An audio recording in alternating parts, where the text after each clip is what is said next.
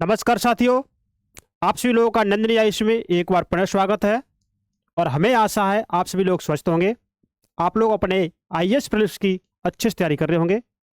जो भी विद्यार्थी, जो भी छात्र, जो भी लोग इस वीडियो को पहली बार देख रहे हैं या जिन्होंने देखा है लेकिन इसको हमारे चैनल को सब्सक्राइब नहीं किया है, तो उनसे रिक्वेस्ट है प्लीज़ आप हमारे इस नंदनी आईएएस के यूट्यूब चैनल को सब्सक्राइब कर दें। अगर आपको ये वीडियो अच्छा लगता है तो आप इसे अपना एक लाइक दें और इस वीडियो के लिंक को अपने दोस्तों के फेसबुक, व्हाट्सएप, टेलीग्राम और भी जो ग्रुप हैं आप उनमें डाल दीजिए, जिससे जिनको ज़रूरत है अपनी तैयारी को बेहतर करने की, तो ये वीडियो उन तक पहुंचे। दोस्तों, आज का हमारा टॉपिक है जल संसाधन। अब आप जल संसाधन को थोड़ा समझिए, विचार करिए, कल्पना कीजिए। संसाधन हम पढ़ते चले आ रहे हैं कई दिनों से, और बात आ रही है जल संसाधन की। अब इसका महत्व हम कैसे समझें? इसका महत्व है, समझिए कि अगर एक पानी की बोतल दे दी जाए और आपसे कहा जाए कि आप इस पानी की बोतल का एक दिन के लिए यूज आप ही इसी से करेंगे, ये पूरे दिन चलानी है आपको, तो आपको उसका क्या महत्व समझ में आएगा? आप उसे कैसे यूज करेंगे? अगर समझिए, अगर वो दिन गर्मी का हुआ तो फिर कैसे करेंगे? कल्पना कीजिए। और आपके पृथ्वी पर 2.5% पानी पीने योग्य है, लेकिन उसका 70% पानी बर्फ में। तो क्या इसकी स्थिति भारत पर पड़ेगी? आबादी कितनी है भारत की, देखिए। और भी आप चीज से सोचिए थोड़ा। अगर दो भाई राजस्थान में रहते हैं, एक भाई जल का संरक्षण कर रहा है और एक भाई जल का कदर नहीं कर रहा। समय आने पर जिस भाई ने जल का संरक्षण किया था, वो भाई वही स्थायी रूप से रह रहा है, अपनी जो भी जल से संबंधित जो भी जरूरी चीजें हैं, जो उपयोगी हैं, उनका उपयोग कर रहा है। लेकिन जिस भाई ने उस जल का बर्बाद किया था, उसको वहां से पलायन करना पड़ गया। अब वही कॉन्सेप्ट अपने पूरे भारत पे लागू करिए, सोचिए।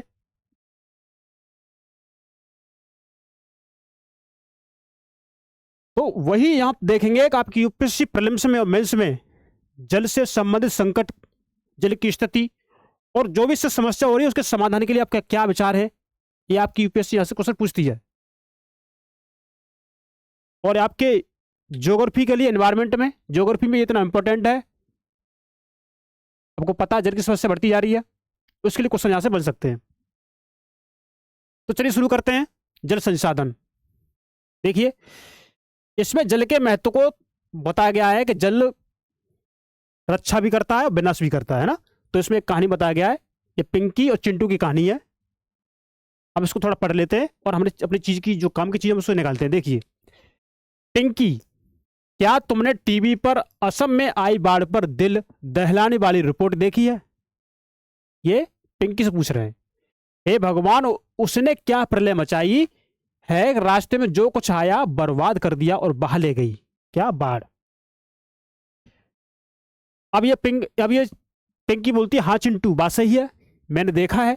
क्या यह आश्चर्यजनक नहीं है कि जल जीवन दे भी सकता है और ले भी सकता है? अगर बाढ़ आ गई तो वो जीवन ले लेगा, है ना। अगर हमें जरूरत के अनुसार जल उपयोग किया हमने तो हमें जीवन देगा भी वो हमें। तो यही कह रही है ना, हम पानी के बिना क्या करेंगे। मेरे पिताजी मुझे बता रहे थे कि उनके कारखाने में बहुत सारी चीजों के लिए काफी जल की आवश्यकता होती है। कारखाने में हम बहुत सारी चीजें देखते हैं, उनके लिए जल की आवश्यकता होती है।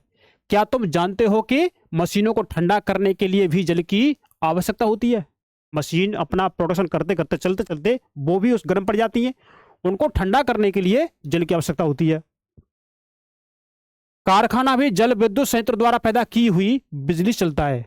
जो जल से जो बिजली बनती है, उस बिजली से कारखाना चलता है, तो जल की आवश्यकता हो रही कि नहीं हो रही?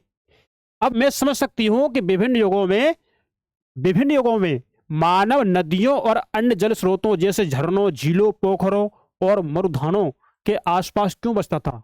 क्योंकि वो अपनी दैनिक जीवन की जो गतिविधि थी उसको पूरा करने के लिए इनके किनारे बसता था।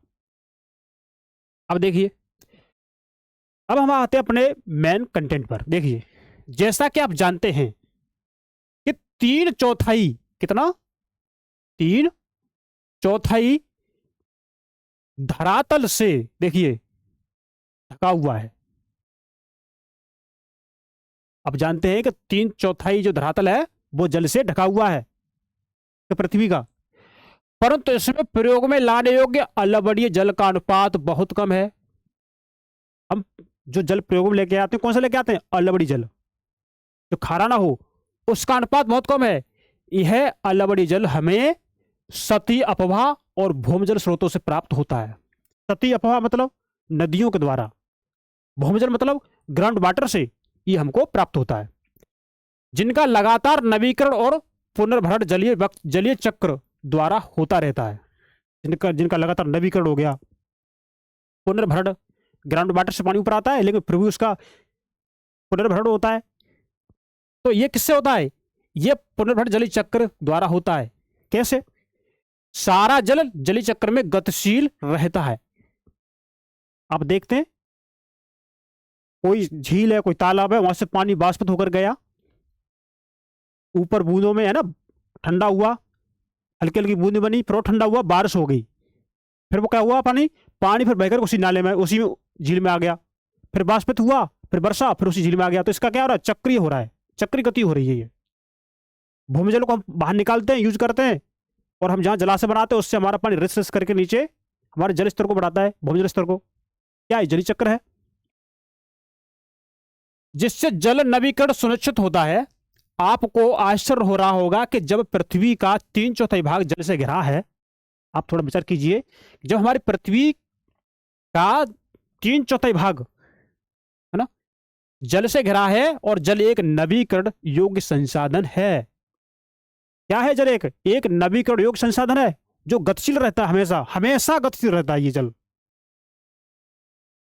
देखिए, तब भी विश्व के अनेक देशों और क्षेत्रों में जल की कमी कैसे है, आप बताइए। हमारे जो पृथ्वी है उसका 3/4 भाग जल से घिरा हुआ है, फिर भी अनेक देशों और क्षेत्रों में जल की कमी कैसे हो रही है, बताइए। ऐसी भविष्यवाणी क्यों की जा रही है कि 2025 में 20 करोड़ लोग जल की नितांत कमी झेलेंगे, क्यों की जा रही है? देखिए आगे देखते हैं हम। जल दुर्लभता और जल संरक्षण एक प्रबंधन की आवश्यकता है ना। जल दुर्लभता, जल संरक्षण एवं प्रबंधन की आवश्यकता ये क्यों जरूरी है? ये जल दुर्लभता क्या होता है बताइए। हमारे पास पानी तो है लेकिन हम उसको यूज नहीं कर सकते। पानी तो है हमारे पास लेकिन हम उसको यूज में नहीं लेके आ सकते, वो हमारा हो गया जल दुर्लभता। अब आप विचार कीजिए, हम कौन से पानी को यूज नहीं कर सकते? पानी तो है हमारे पास लेकिन हम उसको यूज नहीं कर सकते। तो इसका भी हमें प्रबंधन करना है, जल संरक्षण का भी प्रबंधन करना है। तो हमें इनकी क्या क्या आवश्यकता है, कैसे हम करेंगे? देखिए, जल के विशाल भंडार और इसके नवीकरण योग्य, जल के विशाल भंडार, जल का विशाल भंडार है ना, तो जल के विशाल भंडार और इसके नवीकरण योग्य गुणों के होते हुए यह सोचना भी मुश्किल है कि हमें जल दुर्लभता का सामना करना पड़ सकता है। देखिए ये बात लिखी है, इतना विशाल भंडार है हमारे पास, इसके नवीकरण योग्य गुण भी है, फिर भी ये हम सोचने में मुश्किल हो पा रहे हैं कि हमें जल दुर्लभता का सामना करना पड़ सकता है। देखिए हमें जल, देखिए जैसे कि हम जल की कमी की बात करते हैं तो हमें तत्काल ही कम वर्षा वाले क्षेत्रों या सूखाग्रस्त इलाकों का ध्यान आता है। अगर हम जैसे हम ऐसे क्षेत्रों की बात करते हैं जहां पर जल की कमी है तो हमें क्या याद आता है? हमें कम वर्षा वाले क्षेत्र, सूखाग्रस्त इलाकों का ध्यान आता है कि वहां पर पानी कम है। अब देखिए हमारे मानस पटल पर, मतलब हमारे विचार में हमारे मानस पटल पर तुरंत राजस्थान के मरुस्थल और जल से भरे मटके संतुलित करती हुई और जल भरने के लिए लंबा रास्ता तय करती पनिहारिनों के चित्र चित्रित हो जाते हैं। अगर हमारे मन में विचार आता है कि जहां मरुस्थल है, जल की आवश्यकता बहुत अधिक मात्रा में वहां पर, लेकिन जल की पूर्ति कम हो पा रही है, तो वो उनका जो दिमाग है ना, विचार कहाँ जाता है? राजस्थान में, जहां दूर दूर से पानी लेके आती महिलाएं, वहां पर जाता है। वही बात कही है। यह सच है कि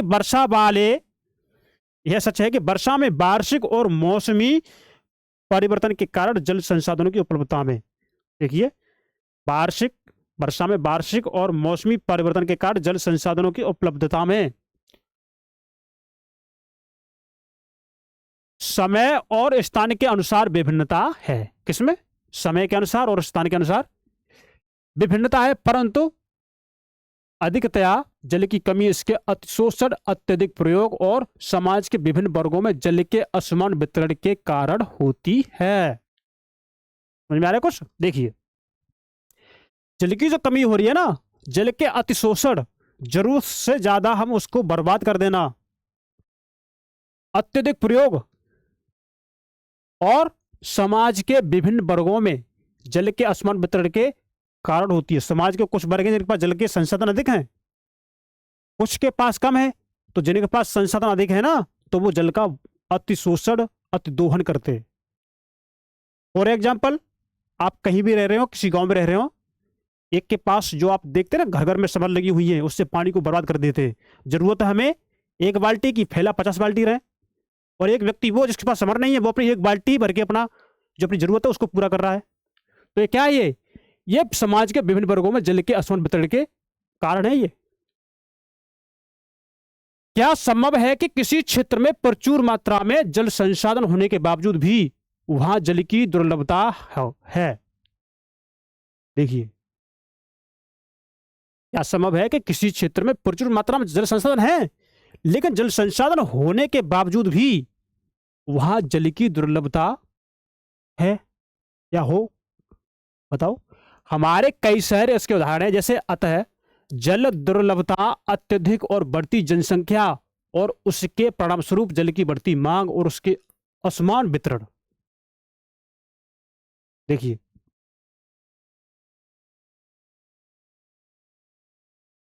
को थोड़ा मैं बताऊंगा अभी। देखिए, हमारे कई शहर इसके उदाहरण हैं। देखिए, जल जो दुर्लभता है वो अत्यधिक और बढ़ती जनसंख्या और उसके परिणाम स्वरूप जल की बढ़ती मांग और उसके असमान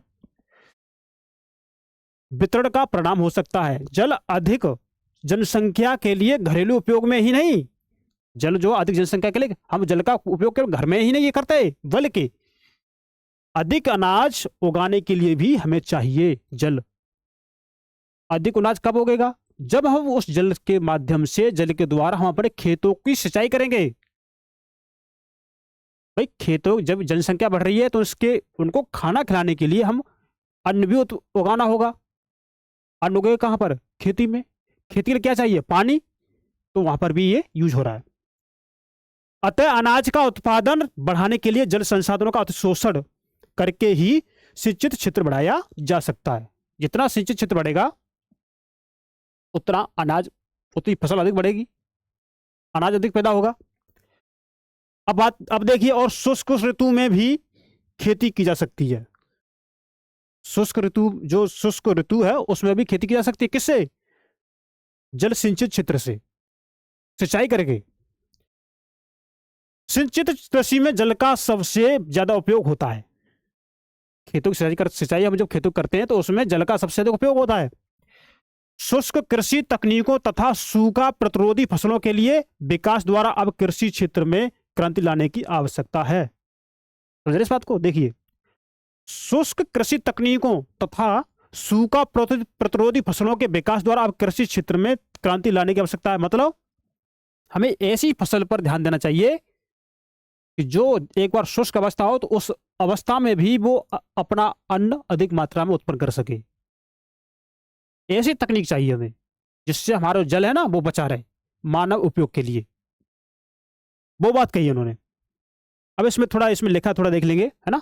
ये हमें जो हमारी इस एनसीईआरटी के इस जो अध्याय नंबर जो 3 है ना, जल संसाधन, क्लास 10 की एनसीईआरटी है ये। तो इसमें जो भी बात लिखी हुई है ना वो बहुत ही महत्वपूर्ण लिखी हुई है, चाहे कहीं भी लिखी हो। हम पढ़ते हैं, देखिए। एक और इजराइल जैसे 25 सेंटीमीटर औसत वार्षिक वर्षा वाले देश में जल का कोई अभाव नहीं। देखिए, एक इजराइल देश है जहां पर वर्षा 25 सेंटीमीटर से भी कम होती है। उस देश में जल का कोई अभाव नहीं। तो दूसरी ओर 1 से 14 सेंटीमीटर औसत वार्षिक वर्षा वाले हमारे देश में प्रतिवर्ष किसी भाग में सूखा अवश्य पड़ता है। ऐसा क्यों भैया? देश में जल की उपलब्धता और उसके स्वरूप के अनुसार समुचित जल प्रबंधन न होने के कारण, इसके कारण देश में जल की उपलब्धता और उसके स्वरूप के अनुसार समुचित जल प्रबंधन न होने के कारण ही वर्षा का जल नदी नालों में तेजी से बहकर समुद्र में चला जाता है। हम उसका प्रबंधन ही नहीं कर पाते, इसलिए हमें सूखा की समस्या झेलनी पड़ती है हमारे भारत के किसी न किसी क्षेत्र में हर साल, जिससे वर्षा के बाद के लगभग 9 महीने देश के लिए पानी की कमी के होते हैं। ये ही मूल कारण है कि देश में जलीय अभाव के, जिसे हम उचित प्रबंधन के द्वारा ही नियंत्रित कर सकते हैं। तो कितना बड़ी कॉन्सेप्ट की बात इसमें लिख दी गई है। एक देखिए जरा, जहां 25 सेंटीमीटर से कम बारिश होती है फिर भी वो देश जल के अभाव को महसूस नहीं करता, और एक हमारा जो देश है वहां पर 1 से 14 सेंटीमीटर बारिश होने पर भी, उससे अधिक बारिश होने पर भी हमारे इस बड़े क्षेत्रफल में कहीं ना कहीं किसी क्षेत्र में हर साल सूखा पड़ता रहता है। क्यों? क्योंकि हम जल का समुचित रूप से प्रबंधन ही नहीं करते। जहां जा रहा जाने दो, बड़ा हो रहा होने दो, जब होगा तब देख लेंगे क्या होता है, पर सूखा पड़ता है, समस्या आती है। तो ये अपने भारत की रीत है, लेकिन अब भारत हमारा उस पर काम कर रहा है ना। अब हमारा भारत काम कर रहा है।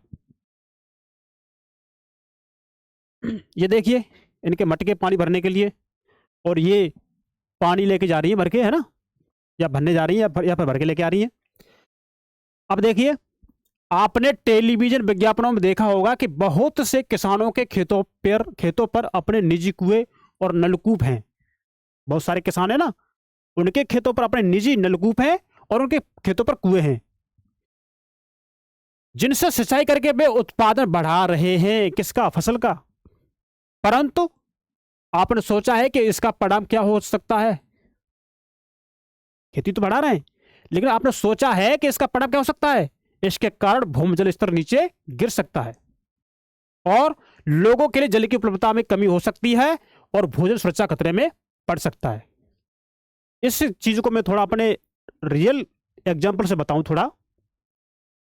एक मान लीजिए अनुभवी या काल्पनिक एग्जाम्पल, एक व्यक्ति थे, वो बोले कि भाई हम अपने खेतों में, गर्मी का मौसम था, जून जुलाई का जो महीना था, गर्मी पड़ती है भयानक। अब बोले कि मैं अपने खेतों में धान लगाऊंगा, मैंने कि ऐसी अवस्था में पानी टेबल से लगाऊंगा। मैंने, भैया तुम पौधे लेके आओगे, धान डालोगे, उसकी पौध डालोगे, धान डालोगे, फिर उसे रखवाओगे, पानी चाहिए उसके लिए। हाँ चाहिए, लेकिन तुम्हें देख करके अगले साल वो और भी लेके आएंगे, फिर वो और पानी निकलेगा, जमीन से निकलेगा। तो जल स्तर हमारा देश का, हमारे यहाँ का गिरेगा नहीं गिरेगा? जल स्तर गिरेगा, वाटर लेवल गिरेगी, हमें पीने के पानी की समस्या उत्पन्न होगी, और भी चीज वो दिक्कत होगी। तो आप समझ सकते हैं, इन चीजों को लिंक कर सकते हैं, है ना। अब देखिए, स्वतंत्रता के बाद भारत में तेजी से औद्योगिकीकरण और शहरीकरण हुआ।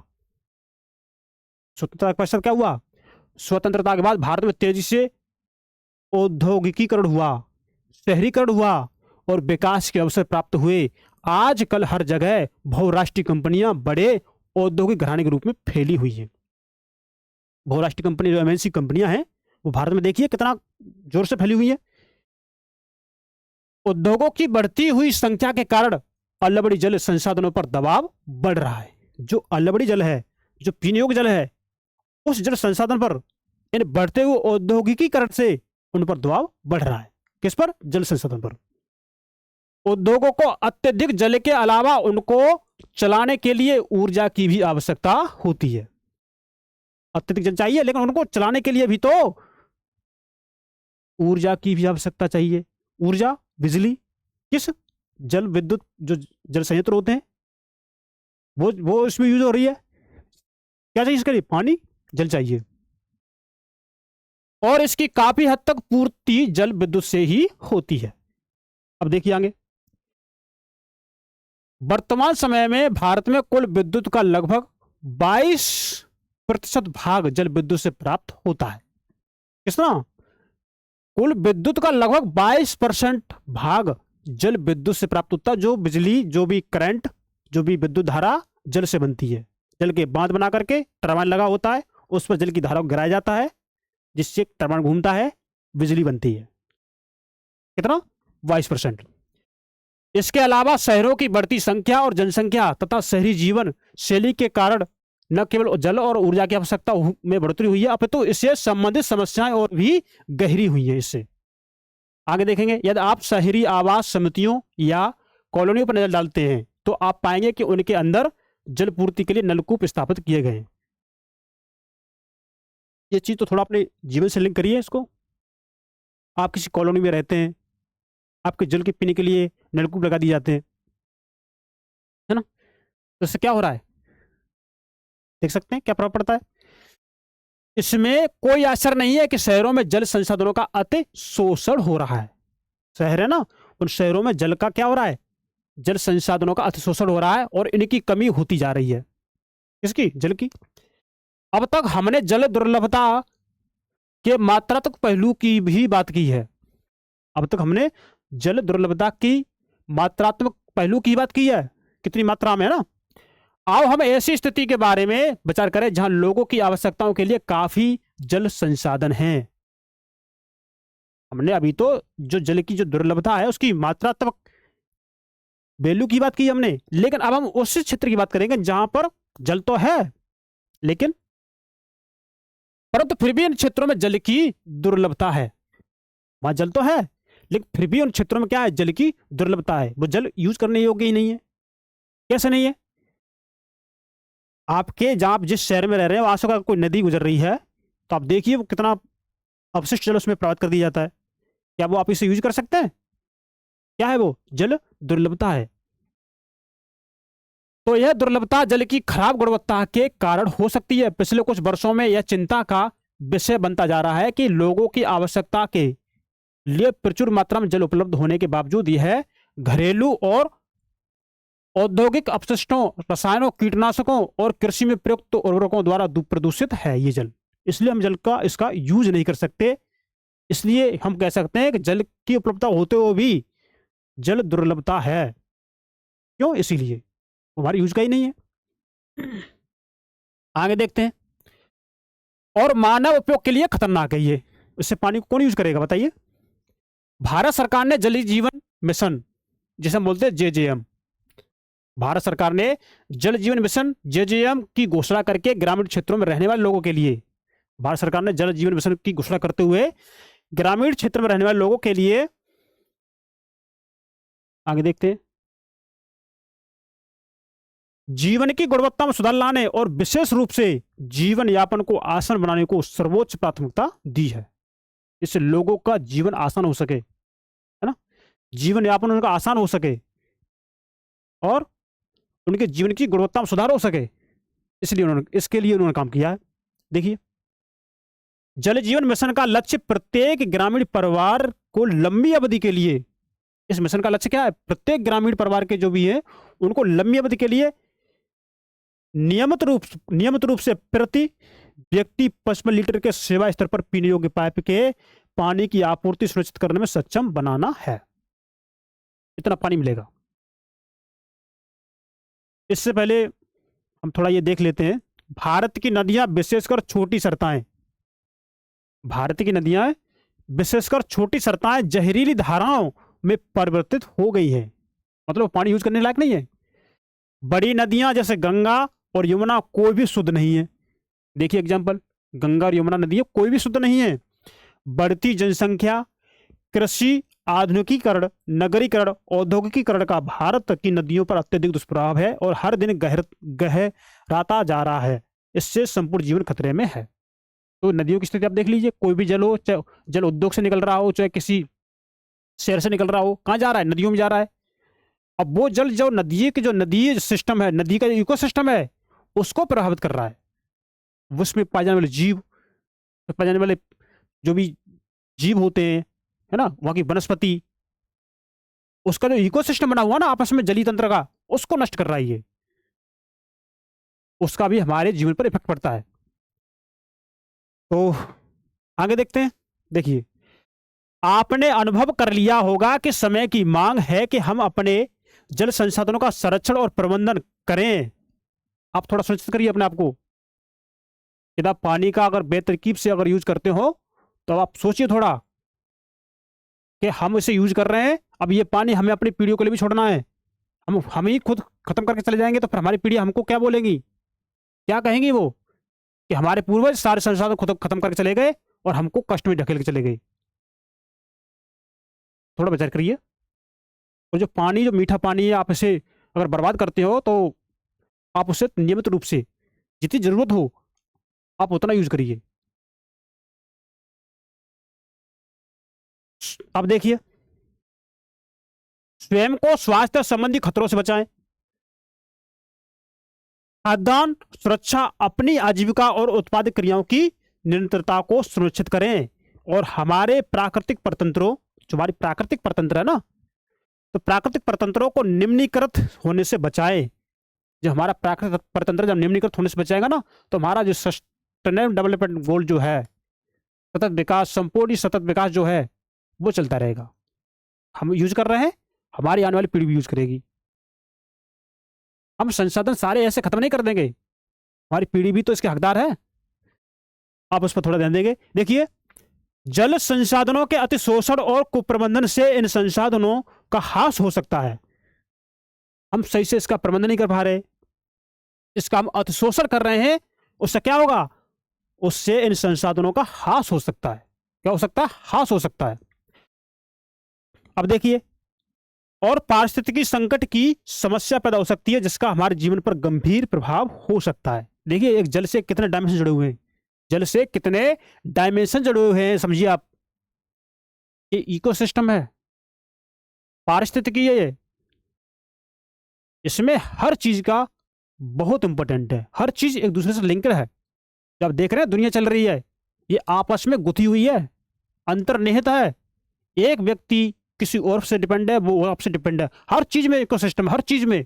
आप इकोनॉमी देखिए, आप पॉलिटी में देखिए, आप एनवायरमेंट में देखिए, आप ज्योग्राफी में देखिए, आप अपनी बॉडी में देखिए, आपकी बॉडी में भी इकोसिस्टम है। आपका एक अंग दूसरे अंग से डिपेंड है। पैर में कांटा लगे में बालों पड़ जाता है, क्यों, हमारा इकोसिस्टम है। पता चलता है हमारा एक इकोसिस्टम में कोई दिक्कत हुई है, ये है। तो अभी हम इस चीजों को विस्तार से और पढ़ेंगे, जब हमारी जो आगे क्लास होगी ना हम उसमें विस्तार से पढ़ेंगे। अभी जितना है उतना समझ लीजिए। देखिए, बहुउद्देशीय नदी परियोजनाएं और समन्वित जल संसाधन प्रबंधन, जो हमारी बहुउद्देशीय परियोजनाएं हैं, नदी परियोजनाएं हैं, और हमारे समन्वित जल संसाधन प्रबंधन है, इनको हम कैसे प्रबंधन करेंगे। देखिए, और एक बात हम इसमें और सीखेंगे थोड़ा, है ना, जो बात अभी आएगी हम उसको बताएंगे। तो अभी थोड़ा ध्यान रखें और थोड़ा पढ़ते चलें। आप इस टॉपिक को थोड़ा ध्यान से सुनिए, आपके क्रिस्टल क्लियर कॉन्सेप्ट आपके इसी में यही हो जाएंगे, और फिर चीजों को लिंक करिए, कितना आनंद आएगा। देखिए, हम जल का संरक्षण और प्रबंधन कैसे करें, हम जल का जो संरक्षण और प्रबंधन कैसे करें। पुरातत्व, वैज्ञानिक और ऐतिहासिक अभिलेख, दस्तावेज बताते हैं कि हमने प्राचीन काल से सिंचाई के लिए पत्थरों, मलबे से बांध बनाए। हमें जो एविडेंस हैं, जो हमारे दस्तावेज हैं, जो हमारे अभिलेख हैं, जो हमारे रिकॉर्ड हैं, हमारे ऐतिहासिक, तो पुरातत्व वैज्ञानिकों के बारे में बताया है कि सिंचाई के लिए पत्थरों और मलबों से बांध बनाते थे प्राचीन काल में, पानी को रोकने के लिए। जलाशय बनाते थे, झीलों के तटबंध बनाते थे, और नहरों जैसी उत्कृष्ट जलीय कृतियां बनाई हैं। इसमें कोई आश्चर्य नहीं है कि हमने यह परिपाटी आधुनिक भारत में भी जारी रखी है। जो पहले होते थे काम, वो हम भारत में भी आज देख रहे हैं, कर रहे हैं। और अधिकतर नदियों के बेसिनों में बांध बनाए गए हैं। तो हम कहीं ना कहीं प्राचीन परंपरा को ही अपना रहे हैं, वही चीजों को हम अपना रहे हैं। पर ये बात है कि पहले वो कार्य जिन मशीनों के सहायता से नहीं कर पाते होंगे जो आज हम कर रहे हैं, वो हाथों का यूज करते होंगे ज्यादातर मात्रा में, लेकिन उनके पास दिमाग बहुत मात्रा में था। हम इन चीजों को हम जो आज अपना रहे हैं ना, तो हम उनके पास समझेंगे तकनीक बहुत थी उनके पास, मशीनी नहीं, दिमागी तकनीकी। अब देखिए, इसको थोड़ा पढ़ लेते हैं। प्राचीन भारत में जलीय कृतियां, देखिए, ईसा से 1 शताब्दी पहले इलाहाबाद के नजदीक श्रृंगबेरा में गंगा नदी की बाढ़ के जल को संरक्षित करने के लिए एक उत्कृष्ट जल संग्रहण तंत्र बनाया गया था। ईसा से 1 शताब्दी पहले, ईसा मसीह का जन्म कब हुआ था हमारा? 1 ईस्वी में। कब हुआ था? 1 ईस्वी हुआ था। और इस 1 ईस्वी से 100 वर्ष पहले, 100 वर्ष पहले का समय इसमें बताया गया है ना। अब देखिए, चंद्रगुप्त मौर्य के समय बृहत स्तर पर बांध, झील और सिंचाई तंत्रों का निर्माण करवाया गया था, चंद्रगुप्त मौर्य के समय। अब देखिए, कलिंग जो आपके उड़ीसा में है, नागार्जुन कोंडा आपके आंध्र प्रदेश में, ये थोड़े इनके नाम है ना कि याद रख लीजिए। ये आपको इतिहास में और भी पढ़ने को मिलेंगे आगे, लेकिन आप जो बात दी गई आपको इसको यही सीख लेंगे तो आपको जो आप आगे पढ़ेंगे ना तो फिर आपको ये बोझ नहीं लगेगा, आपको ये बोझा महसूस नहीं होगा। कोल्हापुर आपके महाराष्ट्र में है, बेन्नूर आपके कर्नाटक में है। इनमें उत्कृष्ट सिंचाई तंत्र होने के सबूत मिलते हैं। आप विचार कीजिए, आपके पास कोई सबूत मिला है कि आसपास आप जहां भी रहते हो? अगर मिला है तो कमेंट कर दीजिए और ये बताइए कि आप अपने जीवन में अपने लिए जल का कैसे यूज करते हैं, कमेंट करिए। आप अपने आसपास के इकोसिस्टम को बनाए रखने में क्या क्या योगदान करते हैं, कमेंट करिए। थोड़ा सोचिए ना। अपने समय की सबसे बड़ी कृत्रिम झीलों में से एक भोपाल झील 11वीं शताब्दी में बनाई गई। कब? कृत्रिम झील मतलब जो मानव ने बनाई हो वो कृत्रिम झील अपने समय की सबसे बड़ी कृत्रिम झील में से एक है, जिसका नाम है भोपाल झील, जो कब बनी? 11वीं शताब्दी में, और आज चल रही है हमारी 21वीं सदी। देख लीजिए, 14वीं शताब्दी में इल्तुतमिश ने दिल्ली में श्री फोर्ट क्षेत्र में जल की सप्लाई के लिए हौज घास बनवाया। जब दिल्ली में आप आज हौज घास के नाम से सुनते हैं, हौज घास मेट्रो स्टेशन है ना, सुनते हैं ना, तो ये आप समझ सकते हैं ये एक विशिष्ट तालाब है, ये हौज घास जो आपके दिल्ली में है। ये क्या है? ये आपका हीराकुंड बांध है, और ये आपका बांध है ना, ये यहाँ से आप क्या, ये बिजली के खंभे हैं, ये तार खींचे हुए हैं, यहाँ से बिजली बनती है और शहर जो भारत के जो शहर है विभिन्न क्षेत्रों में बिजली भेजी जाती है इन बांध के माध्यम से। बांध क्या है और वे हमें जल संरक्षण और प्रबंधन में कैसे सहायक हैं, बताइए। देखिए, परंपरागत बांध नदियों और वर्षा जलों को इकट्ठा करके बाद में उसे खेतों की सिंचाई के लिए उपलब्ध करवाते थे। परंपरागत बांध मतलब पहले बांध जो होते थे वो क्या करते थे? वो परंपरागत बांध नदियों और वर्षा जल था ना, उसको इकट्ठा करके बाद में उसे खेतों की सिंचाई के लिए यूज करते थे उस पानी को। आजकल बांध सिर्फ सिंचाई के लिए नहीं बनाए जाते, उनसे सिंचाई तो होती है, अपितु उनका उद्देश्य विद्युत उत्पादन में भी यूज होता है, घरेलू और औद्योगिक उपयोग में भी यूज होता है, जल आपूर्ति, बाढ़ नियंत्रण, मनोरंजन, आंतरिक नौचालन और मछली पालन भी इसी पर होते हैं, इन्हीं बांधों पर, है ना। इसलिए बांधों को बहुउद्देशीय परियोजना भी कहा जाता है। अब आपको थोड़ा बहुउद्देशीय का मतलब समझ आया होगा, इन बांधों को बहुउद्देशीय परियोजना क्यों कहते हैं। इन बांध का एक ही उद्देश्य नहीं है, विभिन्न उद्देश्य हैं। क्या क्या उद्देश्य है? खेती के लिए, सिंचाई के लिए पानी लेना। अब देखिए, विद्युत उत्पादन में ये भी उद्देश्य हुआ, घरेलू के लिए, औद्योगिक उपयोग के लिए, जलापूर्ति के लिए, बाढ़ नियंत्रण के लिए, मनोरंजन के लिए, आंतरिक नौचालन के लिए, जिसमें नाव वगैरह चलाते हैं ना उसी में, उसके लिए, और मछली पालन के लिए भी इसे यूज करते हैं। इसलिए इसका नाम क्या पड़ता है? बहुउद्देशीय परियोजना।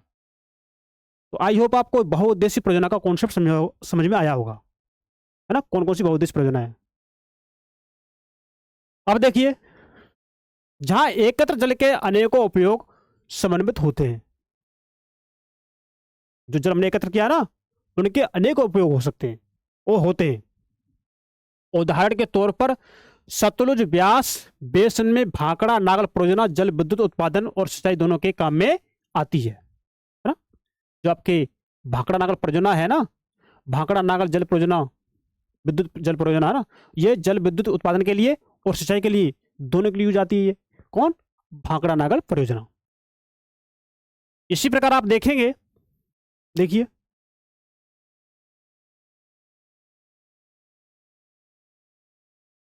इसी प्रकार महानदी बेसिन में हीराकुंड परियोजना जल संरक्षण और बाढ़ नियंत्रण का समन्वय है। कौन? महानदी बेसिन में हीराकुंड परियोजना जल संरक्षण के लिए और बाढ़ नियंत्रण के लिए उपयोग आती है। ये लिखा देखिए, बांध बहते जल को रोकने। जो बांध बनाते ना वो क्या करते हैं, बांध बहते जल को रोकने, दिशा देने या बहाव कम करने के लिए खड़ी की गई बाधा है। क्या है? यह बाधा है जो आमतौर पर जलाशय, झील अथवा जल भरण बनाती है। जो जलाशय बनाती है, झील बनाती है ना। बांध का अर्थ होता है जलाशय से लिया जाता है। बांध का अर्थ जलाशय से लिया जाता है, ना कि इसके ढांचे से। अधिकतर बांधों में एक ढलवा हिस्सा होता है, ढलवा हिस्सा, ढालनुमा, है ना, जिसके ऊपर से या अंदर से जल रुक रुक कर या लगातार बहता है। बांध का एक हिस्सा ऐसा होता है जिसमें जल रुक रुक कर बहेगा या लगातार बहेगा, एक ढलवा हिस्सा होता है।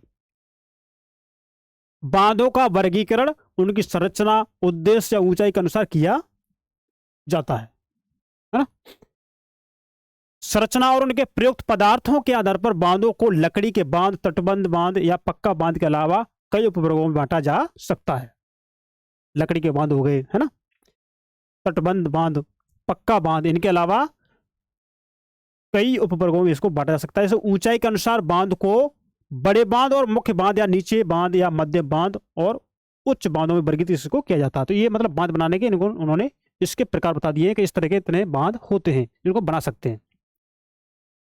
अब देखिए इससे थोड़ा आगे, स्वतंत्रता के बाद शुरू की गई समन्वित जल संसाधन प्रबंधन उपागम पर आधारित बहुउद्देश्य परियोजनाओं को उपनिवेशन काल में बनी बाधाओं को पार करते हुए देश को विकास और समृद्धि के रास्ते पर ले जाने वाले वाहन के रूप में देखा गया है ना। किसको? समन्वित जल संसाधन प्रबंधन उपागम और बहुउद्देशीय परियोजनाओं को उपनिवेश काल में बनी बाधाओं को पार करते हुए देश को विकास और समृद्धि के रास्ते पर ले जाने वाला वाहन के रूप में देखा गया। अब देखिए जवाहरलाल नेहरू ने क्या कहा है इसके लिए। देखिए जवाहरलाल नेहरू गर्व से बांधों को आधुनिक भारत के मंदिर कहा करते थे। ये स्टेटमेंट थोड़ा याद कर लीजिए। जवाहरलाल नेहरू जो बांध बनाते ना हम, तो जवाहरलाल नेहरू गर्व से बांधों को आधुनिक भारत का मंदिर कहा करते थे। क्यों कहा करते थे? क्यों कहते थे भैया? हम क्या पढ़ रहे हैं, है ना। उनका मानना था कि इन परियोजनाओं के चलते कृषि और ग्रामीण अर्थव्यवस्था, औद्योगिकरण और नगरीय अर्थव्यवस्था समन्वित रूप से विकास करेगी, इसलिए ये कहते थे, है ना। कौन सी? आपकी नगरीय अर्थव्यवस्था हो गई, आपकी ग्रामीण अर्थव्यवस्था हो गई, आपकी औद्योगिकरण व्यवस्था हो गई, इनको समन्वित रूप से विकास करेगी। इसलिए उन्होंने कहा, जवाहरलाल नेहरू ने गर्व से बांधों को आधुनिक भारत के मंदिर कहते हैं। अब देखिए पिछले कुछ वर्षों में बहुउद्देश्य परियोजनाओं और बड़े बांध कई कारणों से पर निरीक्षण और विरोध के विषय बन चुके हैं। तो ये थोड़ी वो है संगीत है, हम इसको क्या पढ़ेंगे, है ना, ये हमारे काम का तो नहीं है। और आगे चलते हैं। देखिए नदियों पर बांध बनाने और उनका बहाव नियंत्रित करने से उनका प्राकृतिक बहाव अवरुद्ध हो जाता है। हम जब नदियों पर जब बांध बनाते हैं ना, नदियों पर हम जो बांध बनाते हैं, तो नदियों पर बांध बनाने से नदियों का जो प्राकृतिक जो बहाव होता है ना, वो अवरुद्ध होता है, जिसके कारण तलछट भाव कम हो जाता है। जो तलछट भाव है ना, उसके कारण तलछट भाव कम हो जाता है और अत्यधिक तलछट जलाशय की तली पर जमा होता रहता। क्यों? पहले पानी ज्यादा था, तेज गति से बहता था, तो जो अवसाद थे वो जमा नहीं हो पाते थे, वो लंबे दूरी तक पहुंच जाते थे। लेकिन अब जल जो कम हो गया ना, तो जल धीमे धीमे बह रहा है, अवसाद थे वो जमते जा रहे हैं, है ना। जिससे नदी का तल अधिक चट्टानी होता जाता है और नदी जलीय जीव आवासों में भोजन की कमी हो जाती है। भैया हर जगह इकोसिस्टम बना हुआ है, नदियों में, पर्वतों पर, आपके शरीर में, आपके बैंकिंग प्रणाली में, आपके हर सेक्टर में एक सिस्टम बना हुआ है, एक दूसरे डिपेंड हुए हैं। बांध नदियों को टुकड़ों में बांट देते हैं। बांध बनाया, आप जिस चाहो जिस नदी में पानी दे दीजिए, जहां भी पानी की दिशा मोड़ दीजिए, वो आपके हाथ में। क्यों? आपने पानी को एकत्र कर दिया है, इकट्ठा कर लिया है। अब देखिए जिससे विशेषकर अंडे देने की ऋतु में जलीय जीवों का नदियों में स्थानांतरण अवरुद्ध हो जाता है।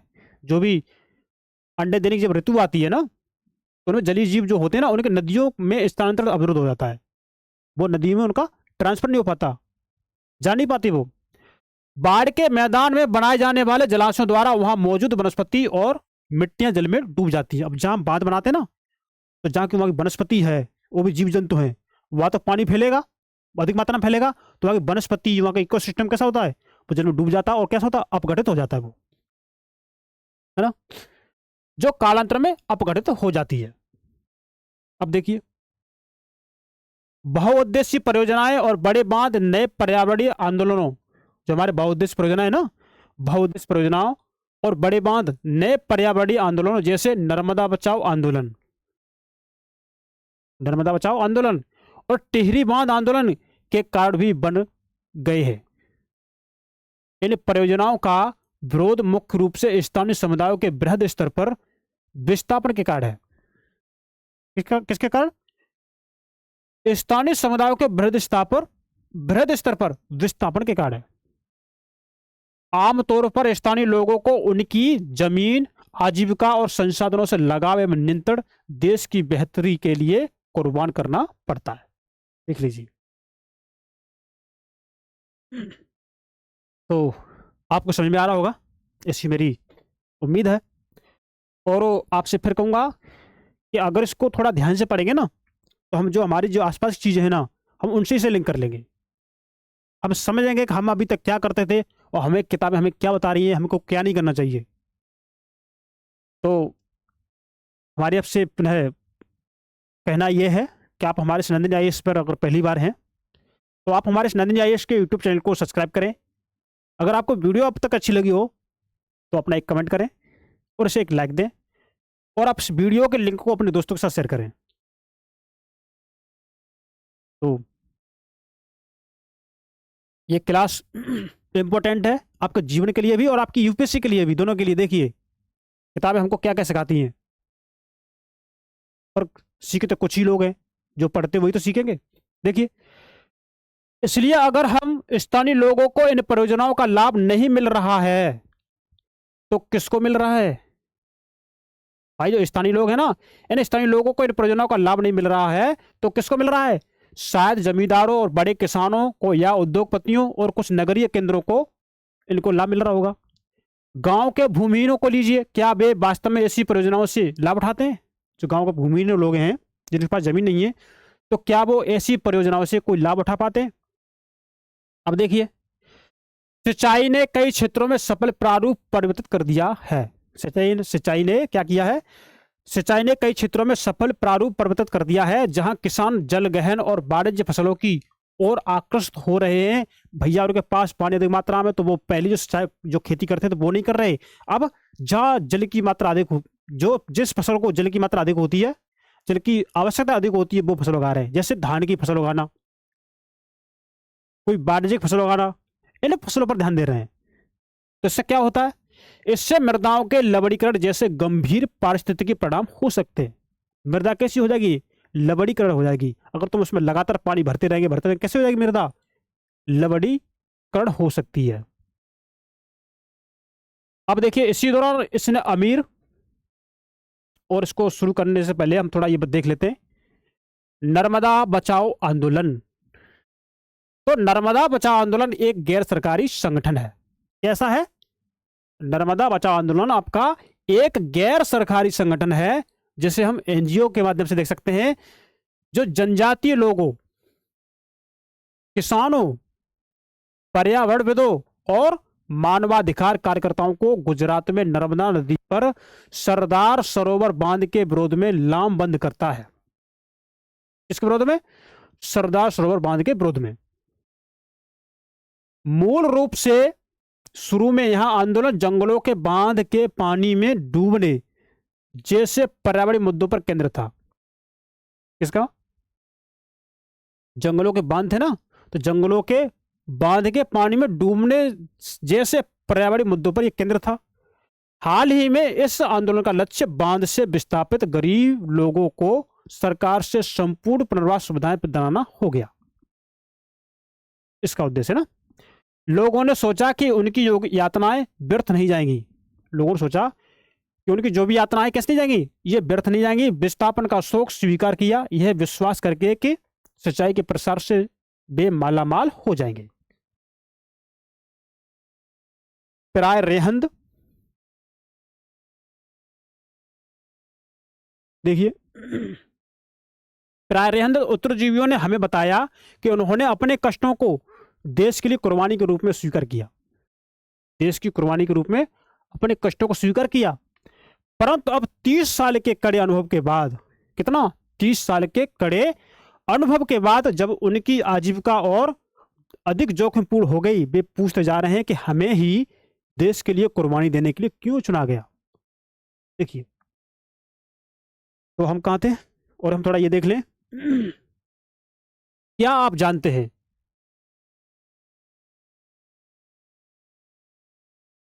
क्या आप जानते हैं, क्या आप जानते हैं आप जल का कैसे यूज कर रहे हैं।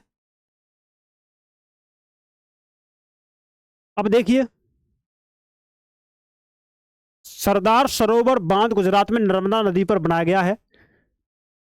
जो आपका सरदार सरोवर जो बांध है ना, यह सरदार सरोवर बांध गुजरात में नर्मदा नदी पर बनाया गया है।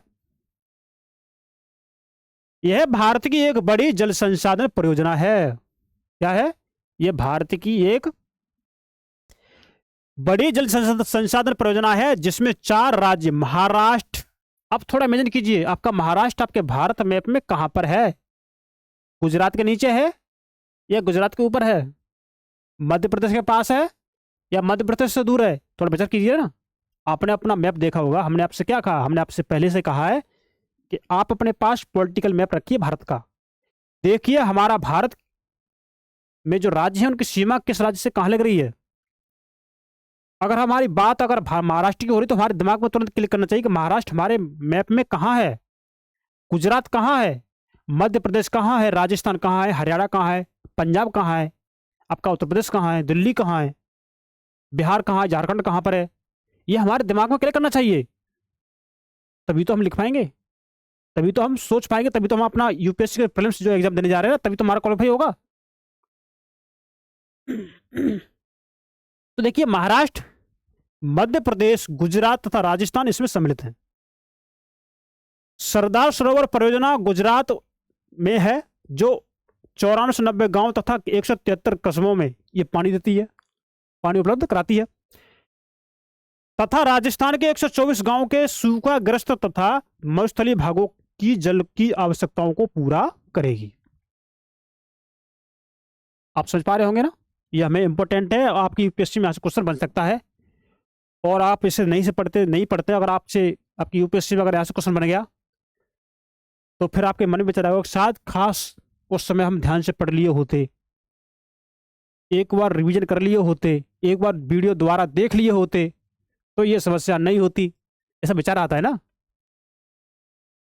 तो हम क्यों फिर ऐसा सोचें, हम अभी ना क्यों ऐसा हम अपना काम कर लें, हमें सोचना ही ना पड़े। तो इसे ध्यान से पढ़ें, एक बार 2 बार फिर दोबारा इसको देखिए, बार बार देखिए, ये टॉपिक ही ऐसा इंपॉर्टेंट है।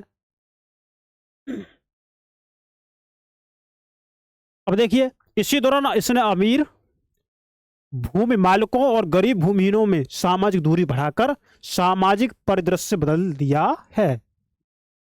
जैसा कि हम देख सकते हैं कि बांध उसी जल के अलग अलग उपयोग और लाभ चाहने वाले लोगों के बीच संघर्ष पैदा करते हैं। मतलब अलग अलग उपयोग और लाभ चाहने वाले लोगों के बीच में संघर्ष पैदा करते हैं। कौन? बांध। तो गुजरात में साबरमती बेसिन में सूखे के दौरान नगरीय क्षेत्रों में अधिक जलापूर्ति देने पर परेशान किसान उपद्रव पर उतारू हो गए। समस्या किसकी? पानी की, जल की। क्या करेंगे? देखिए, बहुउद्देशीय परियोजना के लागत, बहुउद्देशीय परियोजनाओं के लागत और लाभ के बंटवारे को लेकर अंतर्राज्यीय झगड़े आम होते जा रहे हैं। एक राज्य का दूसरे राज्य से झगड़ा कि नहीं हमारे राज्य को भी इसका लाभ चाहिए, यहाँ जो बिजली बनती है ना तो हमारा राज्य भी इसकी बिजली का बनने का हकदार है, यहाँ की सिंचाई सुविधा हमारे राज्य के लिए भी चाहिए, आप अकेले यूज कर सकते। अब देख सकते हैं, क्या आप जानते हैं कि कृष्णा गोदावरी विवाद की शुरुआत महाराष्ट्र सरकार द्वारा कोयना पर जल विद्युत परियोजना के लिए बांध बनाकर जल की दिशा परिवर्तन कर कर्नाटक और आंध्र प्रदेश सरकारों द्वारा आपत्ति जताए जाने से हुई है। तो उन्होंने इसका एक एग्जाम्पल दे दिया है ना।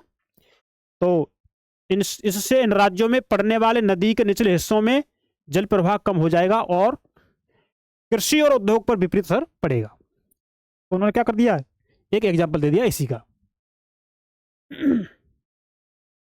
अब देखो इस मैप को, तो हमने कहा है कि आपको मैप की जरूरत पड़ेगी ना।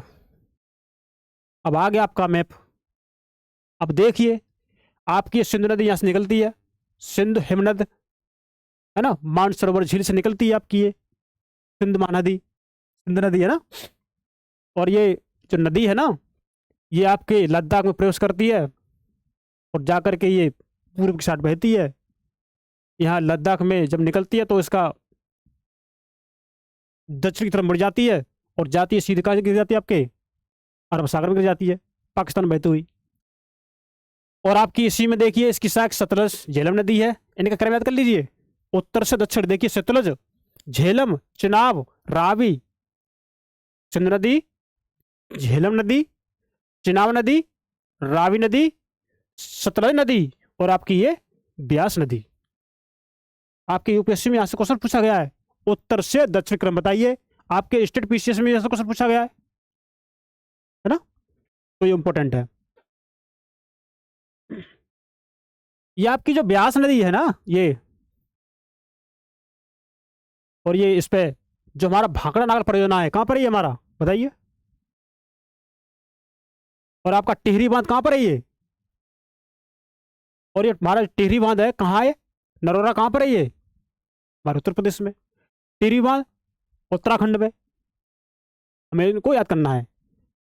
आपका कोटा बैराज जो आपकी चंबल नदी पर है कहां पर है ये, चंबल नदी पर है, कहाँ है, राजस्थान में। आपका जो राणा प्रताप सागर है ये चंबल नदी पर है, कहां पर है, राजस्थान में। आपका जो गांधी सागर है चंबल नदी पर है, कहां पर है, मध्य प्रदेश में। कभी आप राणा प्रताप सागर और गांधी सागर में कंफ्यूज हो जाओ, दोनों आप राजस्थानी कर दो, दोनों आप मध्य प्रदेश कर दो, क्या होगा, आपका क्वेश्चन गलत हो जाएगा। ध्यान देने की बात है। आपका सरदार सरोवर कहां पर, गुजरात में, नर्मदा नदी पर है ना। ये आपकी जो गोदावरी नदी पर है, जो प्रवरा है, प्रवरा है ना, इसकी सहायक नदी है, इसी पर इसका नाम है प्रवरा। ये कहां पर, महाराष्ट्र में है ये। कोयना, कृष्णा नदी की सहायक नदी है कोयना, महाराष्ट्र में ये। अब देखिए ये आपका पेरियार केरल में, और ये आपका मेट्टूर तमिलनाडु में है ना। और आपका ये नागार्जुन सागर हो गया, ये आपके कहां पर है, ये आपके तेलंगाना और आंध्र प्रदेश की सीमा पर है, ये आपका नागार्जुन सागर परियोजना। ये आपका तेलंगाना आता है यहाँ तक और आंध्र प्रदेश ये। तुंगभद्रा आपके कर्नाटक में है ना। अब देखिए हीराकुंड कहां पर है ये, आपके उड़ीसा में, ये महानदी पर है। और आपका ये रेहिंद है, कहां पर है बताइए, तलैया है ना। और ये मैथान, पंचेत, ये जो परियोजना है कहां पर है ये आपके झारखंड में है, आपके तलैया, मैथान, पंचेत, ये कोना नदी पर। रेहिंद आपके कहां पर है, यूपी में। और आपकी गंगा नदी जो नरोरा है ना, ये तो आप देख ही रहे कहां पर है, आपकी लोकेशन देख लीजिए। भाखड़ा नागल परियोजना कहां पर है ये, पंजाब में। देखिए भाखड़ा नागल परियोजना ये पंजाब और ये हिमाचल प्रदेश के बॉर्डर पर है ना। तो इनका थोड़ा अलग और मटेरियल हम उसको हम बता देंगे, लेकिन अभी हम अपना ये देखेंगे कहाँ कहाँ राज्य में। और अगर आपकी यूपीएससी में या आपके कोई भी और एग्जाम देते अगर उसमें पूछ लिया जाए कि तलैया कहाँ पर है, मैथान किस राज्य में, पंचायत किस राज्य में, तो आप उत्तर दे देंगे झारखंड में। अगर ऑप्शन आता है वहाँ पर तो झारखंड दे देंगे, है ना। ये मैंने आपको बताई दिए। ये आपकी नर्मदा नदी है, ये आपकी तापी नदी है, जबकि पूर्व से पश्चिम की तरफ बहती है। आपकी गोदावरी नदी, इसकी शाखा कौन सी नदी है, प्रवरा नदी है। इस पर हमारा क्या है, प्रवरा योजना है, परियोजना है इस पर हमारी। अब इसकी देखिए हमारी जो कोयना नदी है ना, ये कृष्णा नदी की शाखा नदी है, और इसी में जाकर मिल जाती है हमारी तुंगभद्रा नदी, है ना। और इसी पर हमारा क्या है, नागार्जुन सागर परियोजना, इसी पर हमारी तुंगभद्रा परियोजना, इसी पर हमारी। नीचे आप देखिए वहां पर पेन्योर नदी है ना, ये आपकी जो मेट्टूर जो बांध परियोजना है, कावी नदी कहाँ पर है ये, तमिलनाडु, वहां पे तमिलनाडु की राजधानी कहाँ है, चेन्नई। पेरियार कहाँ है आपके, केरल में। और आपकी ये जो महानदी है ना, ये कहाँ है आपके, ये उड़ीसा में बहती है आपकी, छत्तीसगढ़ में बहती है आपकी, ये कुछ हिस्सा इसका आंध्र प्रदेश में बहता है इसका, है ना, इसके कुछ हिस्सा इसका आंध्र प्रदेश में भी बहता है। आपकी ये घाघरा नदी है, ये देखिए, इसकी सक नदी शारदा नदी, और ये गंगा नदी आप देखिए, ये कहाँ बहती है आपके यूपी में, यमुना नदी कहाँ बह रही है आपके यूपी में, चंबल नदी आप देख लीजिए मिल रही है, और भी राज्यों से होके आती हैं। तो ये आपका मोटा मोटा रहा जो आपका मैप दिया रखा है उसके अनुसार। और आपकी जो ब्रह्मपुत्र नदी है ना, ये भी यहाँ से निकलती है आपके तिब्बत चाइना से, और ये चीन में तिब्बत में से हम सांगपो नदी के नाम से बोलते हैं। आपके अरुणाचल प्रदेश में प्रवेश करती है देहंग नदी, है ना, देहंग नदी बोलते हैं ये। और आपके जैसे असम में प्रवेश करती है तो इसको ब्रह्मपुत्र नदी बोलते हैं। और असम में एक माजुली द्वीप का निर्माण करती है, और बांग्लादेश होते हुए ये गंगा नदी जहाँ मिलती है ना, उससे वहां जाने के बाद ये एक मेघना नदी का निर्माण करती है। मेघना नदी के बनने के बाद ये क्या करती है, ये बंगाली खाड़ी में जाके गिर जाती है। तो ये हेमदुंग ग्लेशियर से निकलती है ना ये आपकी, ये सिंधु नदी। तो ये रहा आपका मैप। और आगे देख लेते हैं क्या बचा है। देखिए, नदी परियोजनाओं पर उठी अधिकतर आपत्तियां उनके उद्देश्यों में विफल हो जाने पर हैं। जो हमारी नदी परियोजना है ना, तो नदी परियोजनाओं पर उठी अधिकतर आपत्तियां उनके उद्देश्यों में विफल हो जाने पर है। जो भी उद्देश्य है ना, उद्देश्यों की जब पूर्ति नहीं हो पा रही है तो भैया आपत्तियां तो उठेगी, आपत्तियां तो उठेगी। यह एक विडंबना ही है कि जो बांध बाढ़ नियंत्रण के लिए बनाए जाते हैं उनके जलाशयों में तलछट जमा होने से बाढ़ आने का कारण बन जाते हैं। जहां हम बांध बनाते हैं ना, जहां हम बांध बनाते हैं वहां क्या होता है, तलछट होता है। जब तलछट होता है तो मिट्टी कटेगी तो क्या होगा, तलछट जमा होने से तली ऊंची होगी, पानी का स्तर ऊपर बढ़ेगा, उससे क्या होगा, बाढ़ आने की संभावना बढ़ जाती है।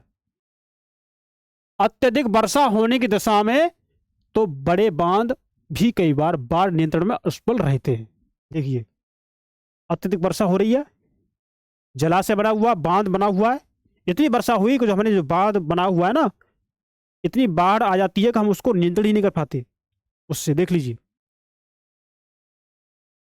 आपने पढ़ा होगा कि वर्ष 2006 में महाराष्ट्र और गुजरात में भारी वर्षा के दौरान बांधों से छोड़े गए जल की वजह से बाढ़ की स्थिति और भी विकट हो गई। 2006 की बात है। इन बाढ़ों से न केवल जान और माल का नुकसान हुआ, अपितु बृहत स्तर पर मृदा अपरदन भी हुआ। जब भाई बाढ़ आएगी तो मिट्टी को काटती हुई जाएगी, नहीं जाएगी, वनस्पतियां नष्ट करते हुए जाएगी, जान माल की हानि होगी। क्या है, हानि तो है ये। बांध के जलाशय पर तलछट जमा होने के का अर्थ यह भी है कि जलछट जो कि एक प्राकृतिक उर्वरक है, क्या है, तलछट एक प्राकृतिक उर्वरक है, बाढ़ के मैदानों तक नहीं पहुंच पाती, जिसके कारण भू निम्नीकरण की समस्याएं बढ़ती हैं। इससे क्या होता है, भू निम्नीकरण की समस्या बढ़ती है। और यह भी माना जाता है कि बहुउद्देश्य योजनाओं के कारण भूकंप आने से, बहुउद्देश्य जो भी योजना होती है ना, इनसे भूकंप आने का भी खतरा रहता है। अब देखिए, भूकंप आने की संभावना में भी बढ़ जाती है। और अत्यधिक जल के उपयोग से जल जनित बीमारियां, अगर हम जल का अत्यधिक उपयोग करेंगे तो हमारी जो भी जल जनित बीमारियां होती है, वो फसलों में कीटाणु जनित बीमारियां और प्रदूषण फैलते हैं। देखते हैं ना, जब जहाँ पानी तो दिनों तक भरा रहता है तो वहाँ विभिन्न प्रकार के कीट उपलब्ध हो जाते हैं, मच्छर हो जाते हैं, जो हम जहाँ भी हम रहते हैं। तो हमारे लिए क्या है, एक रोग का भाग करते हैं। और भी कीट होते हैं जो हमें बीमार कर देते हैं, वो कहाँ होते हैं, जल में पैदा होते हैं। तो जल का अत्यधिक उपयोग करना भी हानिकारक है, और कम उपयोग भी करना हानिकारक है। तो हमें क्या करना है, मेंटेन रखना चीजें। वर्षा जल संग्रहण, देखिए वर्षा जल का हम संग्रहण कैसे करेंगे। अब देखिए, बहुत से लोगों का मानना है कि बहुउद्देशीय परियोजनाओं के अलाभप्रद असर और उन पर उठे विवादों के चलते वर्षा जल संग्रहण तंत्र इनके सामाजिक, आर्थिक और पारिस्थितिक तौर पर व्यवहारिक विकल्प हो सकते हैं। क्या, वर्षा जल, वर्षा जल को हम भी अपने व्यवहार में यूज कर सकते हैं, व्यवहार में ला सकते हैं वर्षा जल को। और प्राचीन भारत में उत्कृष्ट जलीय निर्माण के साथ साथ जल संग्रहण ढांचे भी पाए जाते हैं। प्राचीन भारत की बात हो रही है। हम उत्कृष्ट जलीय निर्माण भी कर रहे हैं, और उत्कृष्ट जल निर्माण के साथ साथ हम क्या कर रहे हैं, हम जल संग्रहण ढांचे भी बना रहे हैं। पहले की बात हो रही है। लोगों को वर्षा पद्धति और मृदा के गुणों के बारे में गहरा ज्ञान था। उस समय के लोगों को वर्षा की पद्धति के बारे में ज्ञान था, और मृदा के गुणों के बारे में उनको भी गहरा ज्ञान था। उन्होंने स्थानीय पारिस्थितिकीय परिस्थितियों और उनकी जल आवश्यकता अनुसार वर्षा जल, भूमिजल, नदी जल और बाढ़ जल संग्रहण के अनेक तरीके विकसित कर लिए थे। हमको भूमिजल कैसे बढ़ाना है ना, बाढ़ को हमको कैसे रोकना है, वर्षा जल का हमको कैसे यूज करना है, ग्राउंड वाटर में कैसे बढ़ाना है, नदी जल का हम कैसे यूज करें, है ना। बाढ़ जल संग्रहण के अनेक तरीके उन्होंने विकसित कर लिए थे। और पहाड़ी और पर्वतीय क्षेत्रों में लोगों ने गुल, जो हमारे पहाड़ी क्षेत्र थे, जो पर्वतीय क्षेत्र थे, वहां पर लोगों ने गुल अथवा गुल को क्या बोलते, देखिए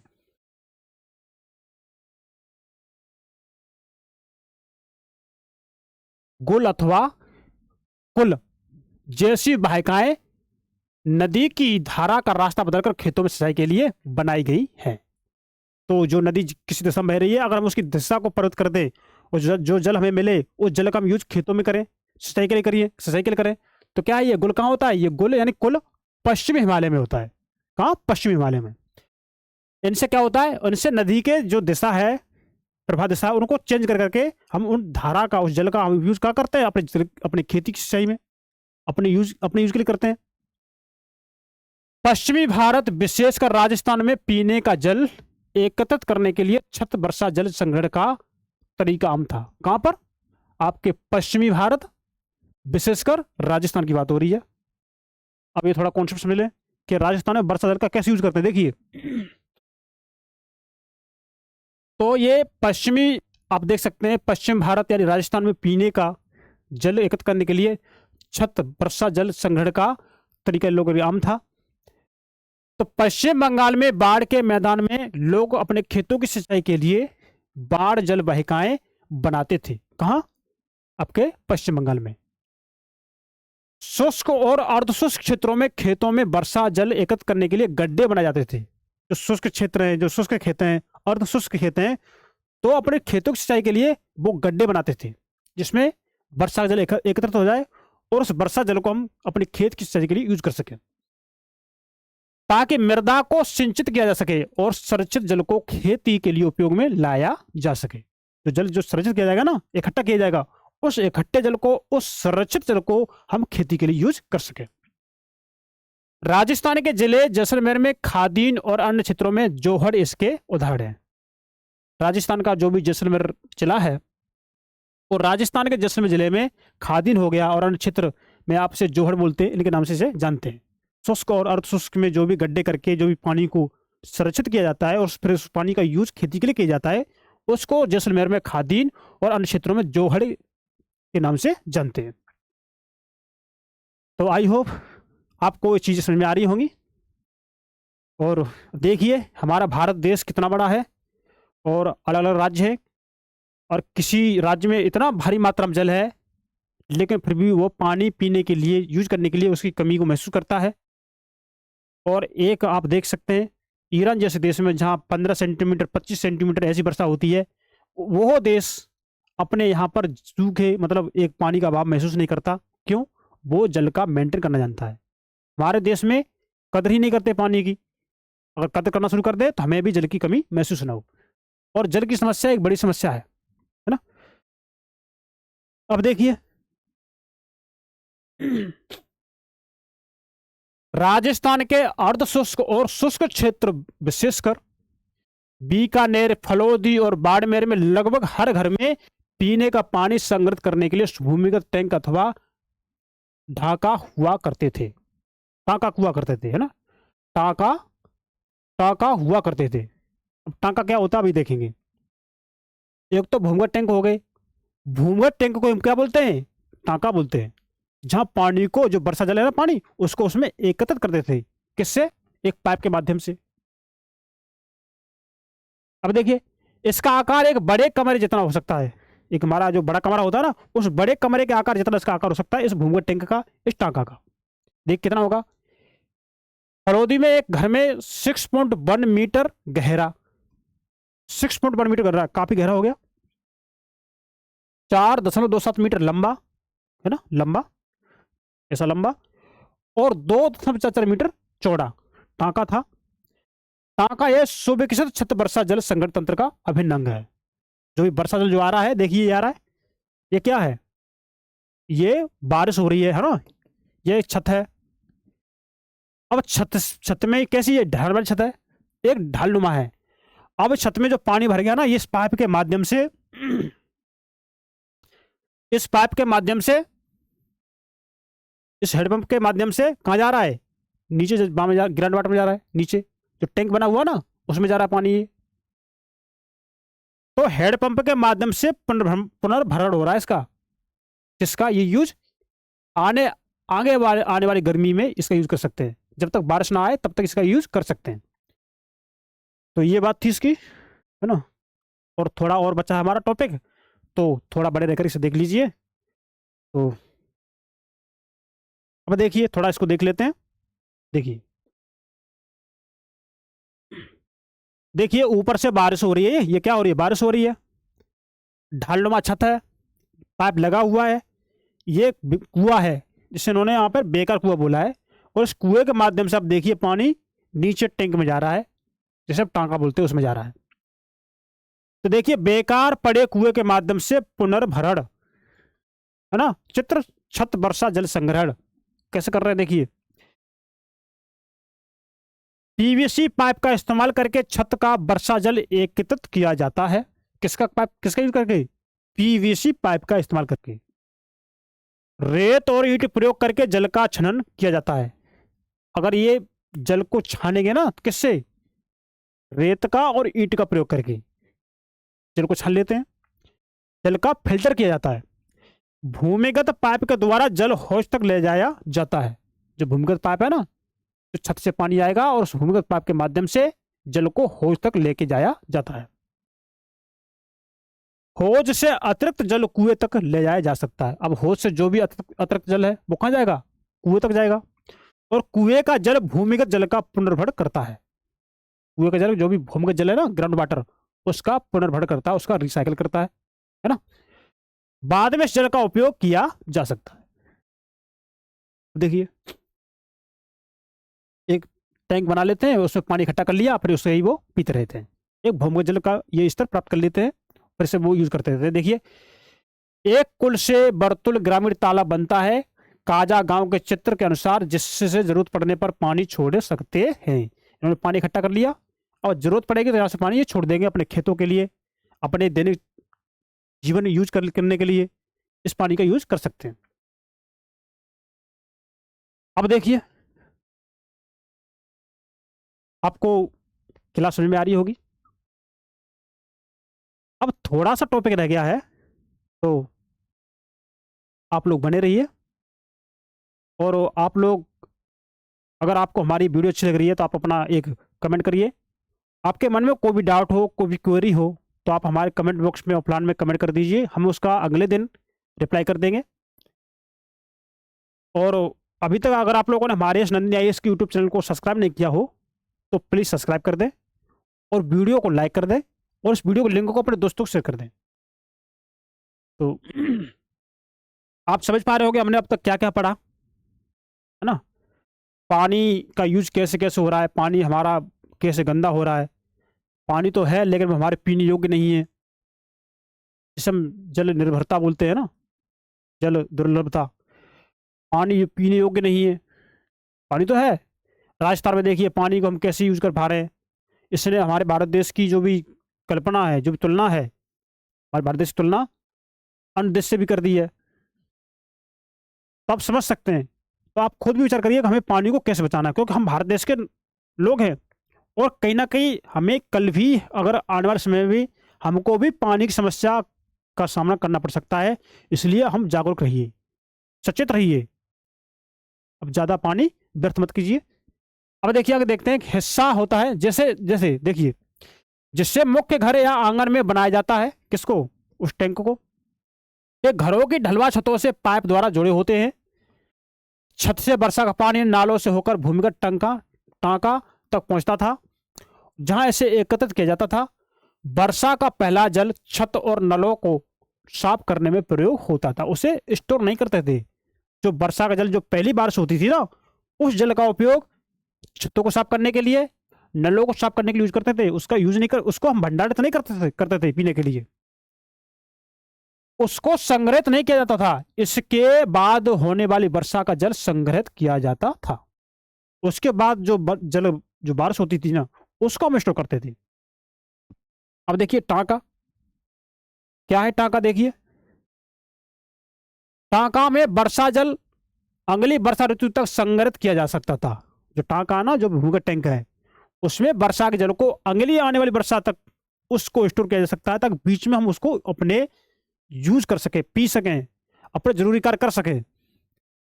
यह इसे जल की कमी वाली ग्रीष्म ऋतु तक पीने का जल उपलब्ध करवाने का वाला जल स्रोत बनता है। वर्षा जल अथवा पालर पानी बोलते हैं इसे हम।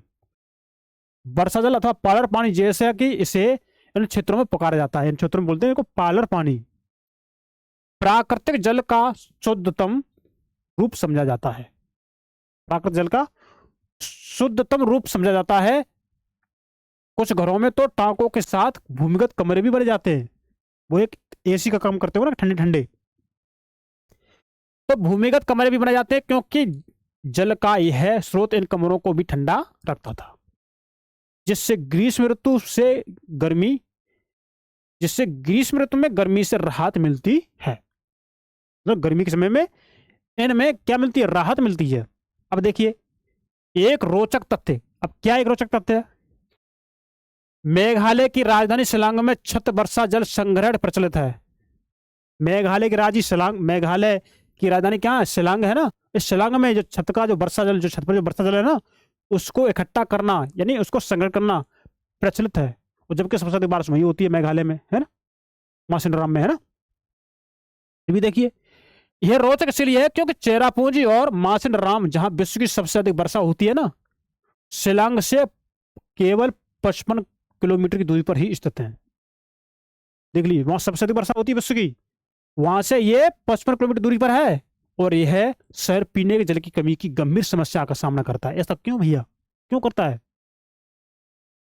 जहां अधिक मात्रा में पानी की बारिश होती है ना, वहां से केवल 55 किलोमीटर दूर है ये, और वहां पर देखिए पीने के पानी की गंभीर समस्या का सामना कर रहा है ये आपका शिलांग, जो मेघालय की राजधानी है। जो यहाँ पर जो चेरापूंजी और जो मासिनराम है ना, विश्व की सबसे अधिक यहाँ वर्षा होती है, यहाँ से 55 किलोमीटर दूरी पर स्थित है ये। देखिए शहर के लगभग हर घर में छत वर्षा जल संग्रहण की व्यवस्था है, हर घर में। और घरेलू जल आवश्यकता की कुल मांग के लगभग 15 से 25% हिस्से की पूर्ति छत जल संग्रहण व्यवस्था से ही होती है। तो आपको समझ में आ रहा होगा ये। देखिए यह दुख की बात है कि आज पश्चिमी राजस्थान में, कहा? पश्चिमी राजस्थान में छत वर्षा जल संग्रहण की रीति इंदिरा गांधी नहर से उपलब्ध 12मासी पेयजल के कारण कम होती जा रही है। मतलब अब ये छत के माध्यम से जो जल का संग्रहण करते थे ना, वर्षा जल को, अब वो रीत कम होती जा रही। क्यों? क्योंकि वहां पर इंदिरा गांधी नहर से 12मासी पेयजल की उपलब्धता रहती है वहां पर, इसलिए।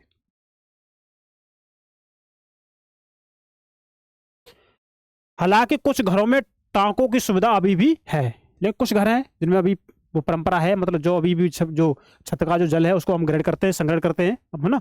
क्योंकि उन्हें नल के पानी का स्वाद पसंद नहीं है उन लोगों को।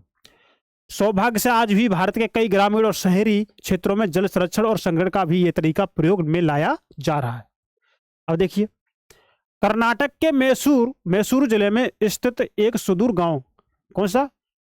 गंडाथूर में ग्रामीणों ने अपने घर में जल आवश्यकता पूर्ति छत वर्षा जल संग्रहण की व्यवस्था की हुई है इन लोगों ने, है ना। और गांव के लगभग 200 घरों में यह व्यवस्था है। ये वाली जो छत का जल है वो उसको हम स्टोर करते हैं। और इस गांव ने वर्षा जल संपन्न गांव की ख्याति अर्जित की है। किसने? इस गांव ने, ये गंडाथुर गांव ने, है ना। यहां प्रयोग किए जा रहे वर्षा जल संग्रहण ढांचे के लिए, यहां प्रयोग किए जा रहे वर्षा जल संग्रहण ढांचे के बारे में अधिक जानकारी के लिए चित्र 3.4 को देखेंगे आप लोग। इस गांव में हर वर्ष लगभग 1000 मिलीमीटर वर्षा होती है। देखिए, हर वर्ष कितनी, लगभग 1000 मिलीमीटर वर्षा होती है। और थोड़ा ये देखिए ना, सत जल संग्रहण थार के सभी शहरों में, जो थार है ना, वहां के सभी शहरों में, गांवों में प्रचलित था सत्य के जल को संग्रहण करना। वर्षा जल को, वर्षा जल जो कि घरों की ढालू छतों पर गिरता है, उसे पाइप द्वारा भूमिगत टांका के अंदर ले जाते हैं, स्टोर करते हैं। भूमि में गोल छिद्र है ना, जो मुख्य घर अथवा आंगन में बना होता है। ऊपर दिखाया गया चित्र दर्शाता है कि जल पड़ोसी की छत से एक लंबे पाइप के द्वारा लाया जाता है। यह पड़ोसी की छत का उपयोग वर्षा जल को एकत्र करने के लिए किया गया है। चित्र में एक छेद दिखाया गया है जिसके द्वारा वर्षा जल भूमिगत टांका में चलाया जाता है। तो देखिए, ये पड़ोसी की छत है, पड़ोसी की छत के से देखिए पानी यहाँ लेके आ रहे हैं, छत वाला पानी, और ये इनका घर है ना। तो मानवता है उनकी, है ना। अब देखिए, ये है बांस ड्रिप सिंचाई प्रणाली। अब देखिए, जो बांस हम कल देख रहे हैं ना, बांस वन संसाधन पढ़ रहे थे कल, तो वन संसाधन हमने बांस की बात की थी। बांस का हम यूज कहाँ करते हैं, तो देखिए उसी बांस का हम प्रयोग कर रहे हैं बांस ड्रिप सिंचाई प्रणाली में। बांस ड्रिप सिंचाई प्रणाली में यूज कर रहे हैं। देखिए चित्र देखिए आप, ये क्या झरनों से पानी गिर रहा है, पानी ऐसे करना चाहिए, इस बांस के माध्यम से पानी को देखिए ऐसे लाया जा रहा है। आधा बांस फाड़ दिया बीच से, ये चपटी सी बन गई देखिए। अब ये एक किसका काम कर रहा है, पाइप का काम कर रहा है, पानी को एक स्थान से दूसरे स्थान पर ले जाने का काम कर रहा है। देखिए, बांस ड्रिप सिंचाई प्रणाली मेघालय में नदियों व झरनों के जल को बांस द्वारा बने पाइप द्वारा एकत्रित करके 200 वर्ष पुरानी विधि प्रचलित है। कितनी, 200 वर्ष पुरानी विधि, 200 वर्ष पुरानी, देख लीजिए। लगभग 18 से 20 लीटर सिंचाई पानी बांस पाइप में आ जाता है। कितना, लगभग 18 से 20 लीटर पानी, उसे सैकड़ों मीटर की दूरी तक ले जाया जाता है। देख लीजिए, सैकड़ों मीटर की दूरी तक। अंत में पानी का भाव 20 से 80 बूंद प्रति मिनट तक घटाकर पौधे पर छोड़ दिया जाता है। देख लीजिए, ये चित्र नंबर 1 है ना। चित्र 1, पहाड़ी शिखरों पर सदा नीरा झरनों की दिशा परिवर्तित करने के लिए बांसों के पाइपों का उपयोग किया जाता है। देखिए, इसकी दिशा परिवर्तित की जा रही है। देखिए, ये क्या है, ये बांस है, आधा फटा हुआ बांस है ये, और इस नीचे सपोर्ट दे दिया लकड़ी का, और यहां से देखिए पानी गिर रहा है, यहाँ झरना है, झरने से पानी आ रहा है, यहाँ पे गिर रहा है। देखिए, ये गिर रहा है पानी, इस दिशा में पानी जा रहा है ना। तो इन पाइपों के माध्यम से गुरुत्वाकर्षण द्वारा जल पहाड़ के निचले स्थानों तक पहुंचाया जाता है। पहाड़ों के निचले स्थान तक इस जल को पहुंचा देते हैं। देखिए, चित्र 2 तथा 3, बांस से निर्मित चैनल से पौधे के स्थान तक जल का बहाव परिवर्तित किया जाता है। बांस से निर्मित जो भी चैनल है ना, क्या है, चैनल ही तो है, ये चैनल है। तो चैनल से पौधे के स्थान तक जल का बहाव परिवर्तित कर दिया जाता है। पौधों तक बांस पाइप से बनाई व बिछाई गई विभिन्न जल शाखाओं में जल वितरित किया जाता है। जो भी पाइप, जो भी बांस की जो पाइप है ना, तो बांस पाइप से बनाई गई जो बिछाई गई जो विभिन्न जल की जो शाखा है ना, इसमें जल को वितरित कर दिया जाता है, बांट दिया जाता है। पाइपों में जल प्रवाह इनकी स्थितियों में परिवर्तन करके नियंत्रित किया जाता है। अब ये चित्र नंबर 4 आप चित्र देख लीजिए, है ना, ये यहाँ से जल आया इसमें, अब देखिए यहाँ गिर रहा है ये। अभी क्या है, ये इनमें पानी जाता है।